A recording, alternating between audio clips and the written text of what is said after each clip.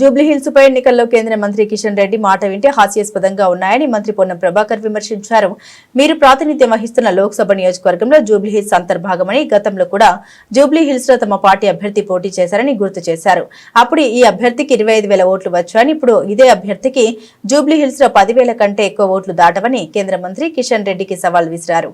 ఇప్పటికైనా నిజాయితీగా మీ అభ్యర్థిని మోసం చేయకుండా, మీ అభ్యర్థిని ఎదుట పార్టీకి అమ్మకుండా నిజాయితీగా పనిచేయమని రాజాసింగ్ చెప్తున్నట్టుగా వ్యవహరించారని మంత్రి పొన్నం ప్రభాకర్ డిమాండ్ చేశారు.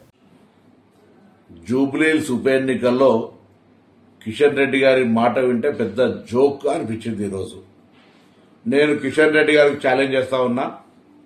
మీరు ప్రాతినిధ్యం వహిస్తున్న లోక్సభ నియోజకవర్గంలో అంతర్భాగం జూబ్లీహిల్స్, మీరు కేంద్ర మంత్రి, గతంలో కూడా ఈ అభ్యర్థి పోటీ చేసినాడు. ఈ అభ్యర్థికి అప్పుడు 25,000 ఓట్లు వచ్చినాయి. ఇప్పుడు 10,000 కంటే ఓట్లు దాటాయని నేను ఛాలెంజ్ చేస్తా ఉన్నా.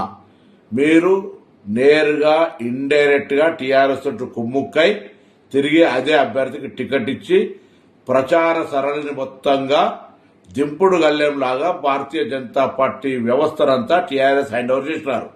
మీ ఎన్నికల్లో వాళ్ళ మద్దతు తీసుకున్న దానికి తిరిగి గురుభక్తిగా ఈ ఉప ఎన్నికల్లో టీఆర్ఎస్ కు లోపాయకారిగా మద్దతు చేస్తున్నారనేటువంటి మాట యావత్ జూబ్లీహిల్స్ నియోజకవర్గ ప్రజల చర్చ.